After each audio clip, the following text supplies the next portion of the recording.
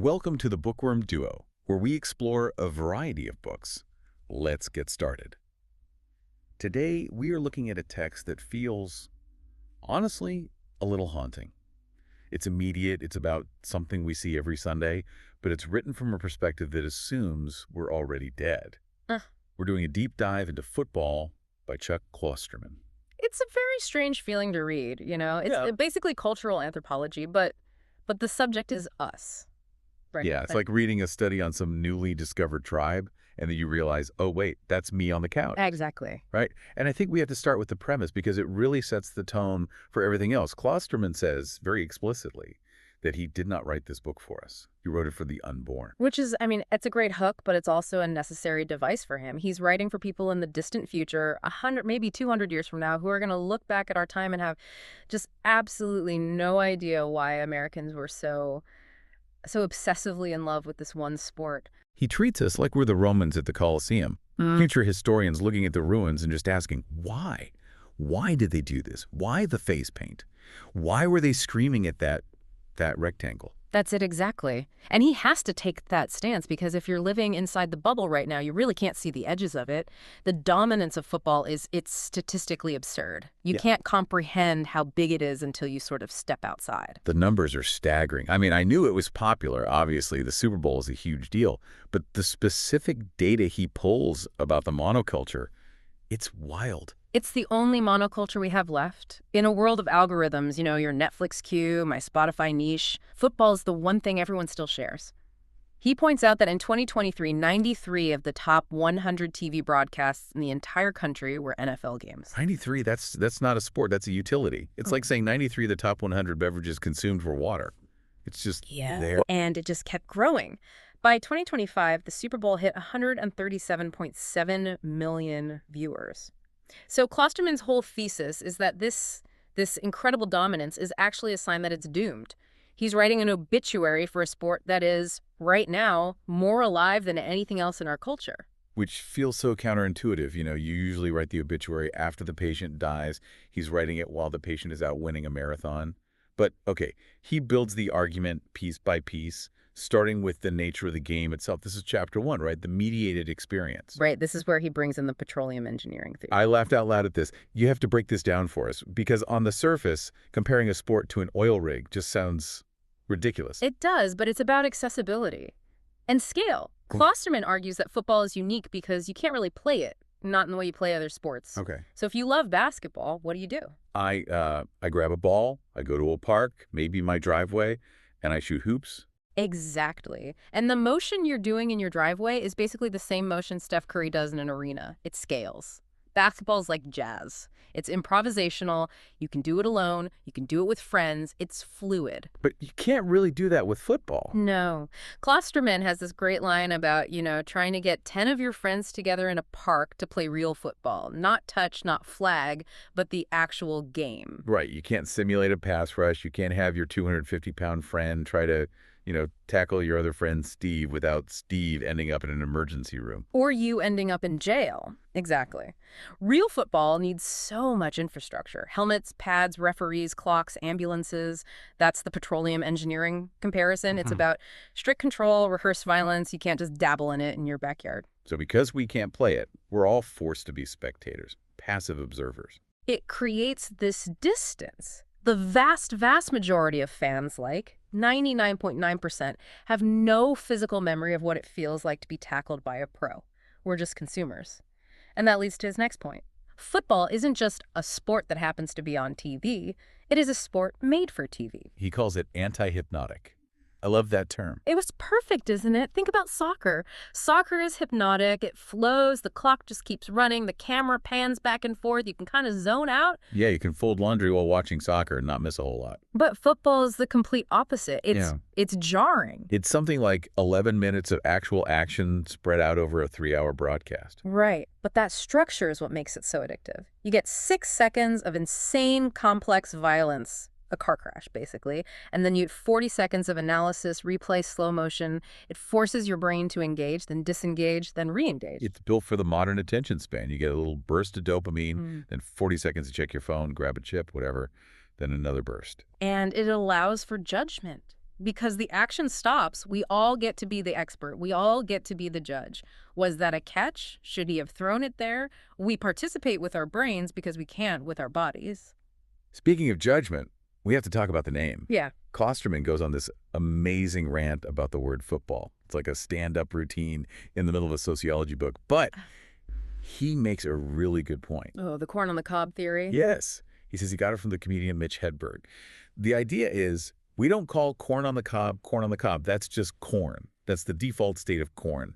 We should call the loose kernels in a can corn off the cob. Okay, I'm with you so far. So how does that apply to the NFL? Well, feet are barely ever used. He says kicking only happens on about, what, 17% of plays? And if you use your foot any other time, like to trip someone, it's a penalty. He says calling it football is just linguistic malpractice. So the foot is an afterthought, basically. Totally. He suggests hip ball or turf ball would be way more accurate. Hip ball is, Yeah. pretty on the nose. Turf ball's kind of nice. But yeah, hit ball is probably the most honest. And that violence, that hitting, it brings us to the heavier side of the book. Because if we aren't using our feet, what are we doing? We're taking territory.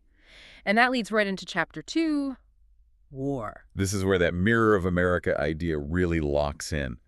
Klosterman's argument is that football explains America because it simulates, and I love this phrase, chaotic freedom within an environment of near total control.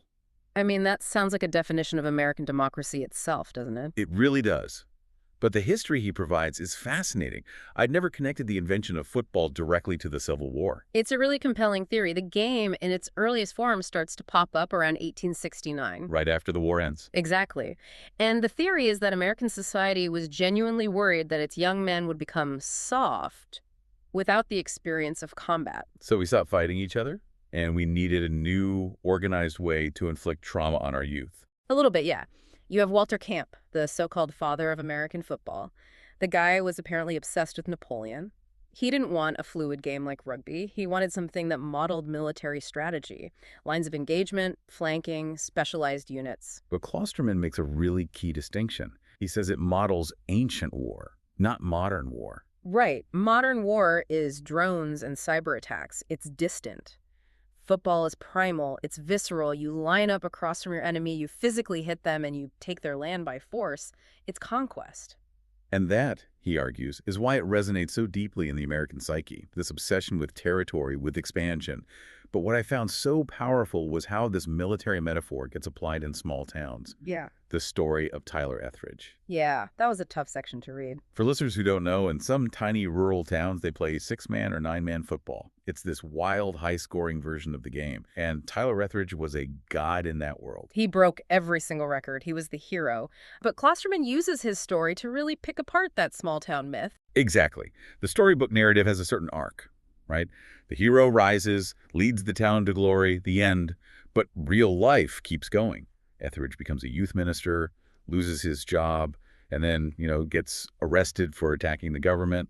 It's a tragedy. But Klosterman's point isn't really about Etheridge. It's about us. He says we, the audience, we see this tragedy as a romance. We love the Friday Night Lights narrative so much that we don't really care about the actual person in the helmet. We consume their glory. We consume their story, and then we move on. We do. The sport demands their knees, their brains, their whole identity. And when they can't play anymore, the culture it doesn't know what to do with them.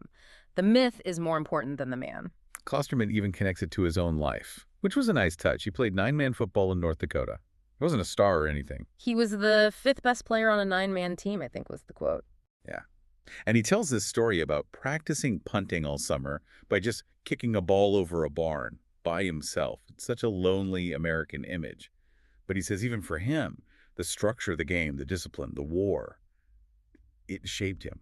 And that shaping goes beyond the players. It shapes the whole culture, which leads to this really interesting kind of nerdy comparison he makes between the NFL and the Canadian Football League. The 3-down problem. I'll be honest, I had no idea Canadian football only had 3 downs. It's a huge difference. In the NFL, you have 4 chances to go 10 yards. In Canada, only 3. It just mathematically changes the whole rhythm of the game, makes it harder to keep the ball. But the question Klosterman asks is, why did American football basically conquer Canadian football, even in Canada? Why is the NFL so huge in Toronto?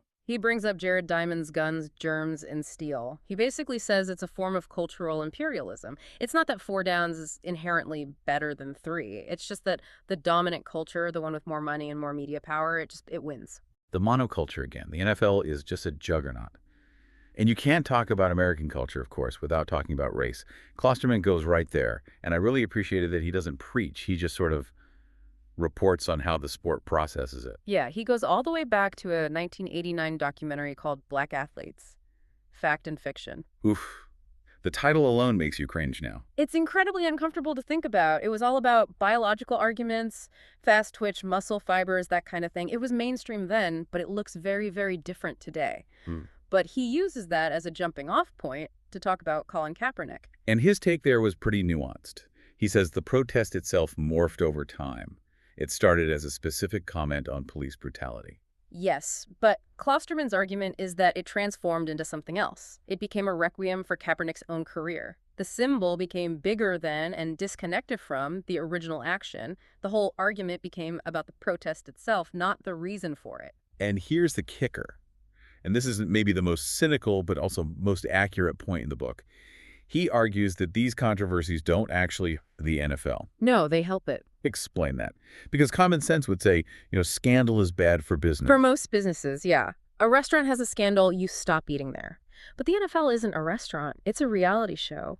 If people are arguing about players kneeling, if the president is tweeting about it, if it's on the front page of the news, it stops being just a game. It becomes important. It becomes the news. And we can't look away from the news. It makes our habit feel significant. Exactly. It validates the time we spend on it. We aren't just watching a ball game on Sunday. We're participating in the central debate of American culture. Okay, so let's recap. We have a sport that's perfect for TV, simulates ancient war, defines our myths, and sits at the center of all our biggest arguments. It sounds completely invincible. It does. It sounds like it will last 1,000 years. And yet, this is where the book takes its sharpest turn, the doom prophecy. This is the part that justifies the whole book for the unborn idea. He really thinks football is doomed. Not next year, but eventually. And the analogy he uses is just brilliant. Horse racing. I did not see that coming. I mean, I think of horse racing as like a niche thing for people with funny hats. No, yeah. But in the 1930s, it was a top 3 sport in America. Everybody followed it. Seabiscuit was a bigger star than most movie actors. And then it just faded. But why? It wasn't banned. There wasn't one huge scandal that killed it. It declined because the average American just stopped interacting with horses in their daily life. The car replaced the horse. The physical connection was broken. So the idea is, back then, everyone knew what a horse felt like, what it smelled like, how powerful it was. So watching them race meant something tangible. Yes. Now apply that to football. As fewer and fewer kids play tackle football because it's too expensive or because parents are, terrified of CTE, that personal connection erodes. So it becomes a purely visual product. We watch it, but we don't know it in our bones anymore. And when that happens, the slide starts. It becomes abstract. It becomes something other people do far away. He also compares it to tobacco, that's pretty dark. It's dark, but it feels accurate. He calls football the tobacco of sports. We all know it's bad for you. We know about CTE. We know it destroys brains. But his argument is that we don't watch it despite the danger. We watch it because of the danger. The danger is the whole point. The danger is what gives it meaning. If you made football totally safe, it wouldn't be football anymore. It would be, ultimate frisbee. And nobody's building billion-dollar stadiums for ultimate frisbee. So we're caught in this moral bind. We consume the violence because we crave the high stakes, but we feel this constant guilt about what it costs the players. And Klosterman predicts that eventually that contradiction will just break the sport's cultural hold. So what's the final verdict? Does football just vanish? He doesn't think it'll vanish completely. He thinks it will just lose its soul. It'll become just entertainment. We'll watch it out of habit, maybe, but it won't define us anymore. It'll just be another thing on the screen. That is a really heavy thought.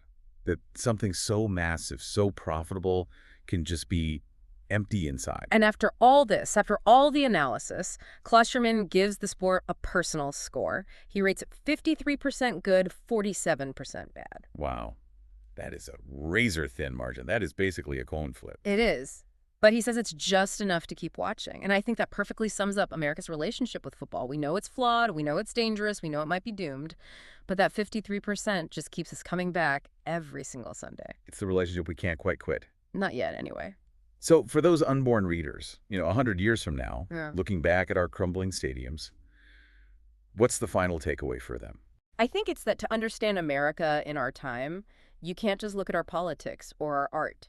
You have to look at this strange, violent, beautiful, and terrible game. Yeah. It was the mirror we held up to ourselves. It showed us everything: our desire for conquest, our racial tensions, our obsession with control, and our need for a show. And even if that mirror is starting to crack, it's still the biggest thing in the room. For now, it is. Whether you love it or hate it, football is this uniquely American insanity that defines our whole era. Well, on that note, I might go see if I can find a football to toss around. Or maybe just a corn on the cob to eat. I'm definitely calling it corn off the cob from now on. It's the only way. It's just more logical. Thanks for joining us. Subscribe for more bookish adventures and hit that like button if you enjoyed the ride. Don't forget to share the knowledge, spread the word.